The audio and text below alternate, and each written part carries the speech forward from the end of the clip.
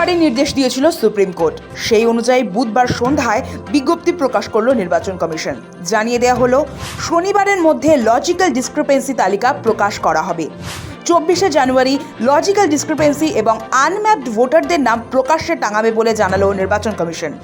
একই সঙ্গে মাধ্যমিকের অ্যাডমিট কার্ড বয়সের প্রমাণপত্র হিসেবে গৃহীত হবে বলে জানিয়ে দেওয়া হয়েছে বিজ্ঞপ্তিতে। নির্বাচন কমিশনের তরফে রাজ্যের মুখ্য নির্বাচনী আধিকারিককে পাঠানো চিঠিতে স্পষ্ট জানানো হয়েছে, গ্রাম পঞ্চায়েত ভবন, ব্লক অফিস, তালুক ও শহরের ওয়ার্ড অফিস সহ সমস্ত গুরুত্বপূর্ণ জনসমক্ষে এই তালিকায় টাঙাতে হবে। এর উদ্দেশ্য যাতে সংশ্লিষ্ট ভোটাররা সহজেই জানতে পারেন তাদের নাম কোনো সমস্যার তালিকায় রয়েছে কিনা। চিঠিতে আরও বলা হয়েছে, যাদের নাম লজিক্যাল ডিসক্রিপেন্সি বা আনম্যাপড হিসেবে চিহ্নিত তারা নিজেরা অথবা অনুমোদিত প্রতিনিধির মাধ্যমে নথি ও আপত্তি জমা দিতে পারবেন।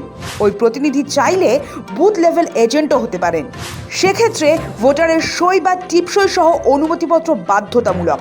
নির্বাচন কমিশনের নির্দেশ অনুযায়ী প্রতিটি ভোট কেন্দ্র এলাকার কাছাকাছি কোনো পঞ্চায়েত ভবন, ব্লক অফিস বা ওয়ার্ড অফিস নির্দিষ্ট করে দিতে হবে, যেখানে নথি জমা ও শুনানি হবে। তালিকা প্রকাশের পর অতিরিক্ত 10 দিন সময় দেওয়া হবে নথি জমা দেওয়ার জন্য। তালিকায় যাদের নাম থাকবে তারা 10 দিন সময় পাবেন। এই সময়ের মধ্যে তাদের নথি জমা দিতে হবে। তার বদলে রসিদ দেবে নির্বাচন কমিশন। নথি জমা দেওয়ার পরে শুরু হবে শুনানি প্রক্রিয়া। সেই সময় ভোটারদের সশরীরে হাজিরা দিতে হবে। প্রয়োজনে তারা আইনজীবী বা বুথ লেভেল এজেন্ট 2দের সাহায্য নিতে পারবেন বলে জানানো হয়েছে বিজ্ঞপ্তিতে।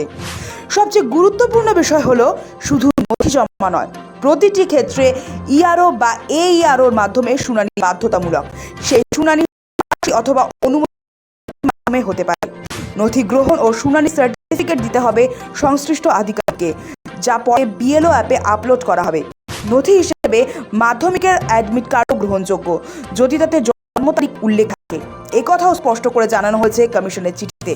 তবে বর্তমানে এসআইআর শুনানি চলছে, সেই প্রক্রিয়া বন্ধ হচ্ছে না। এখন যারা শুনানিতে নথি জমা দিচ্ছেন তার নাম যদি লজিক্যাল ডিসক্রিপেন্সি তালিকায় থাকে তাহলেও চিন্তার কিছু নেই বলে জানিয়েছে কমিশন।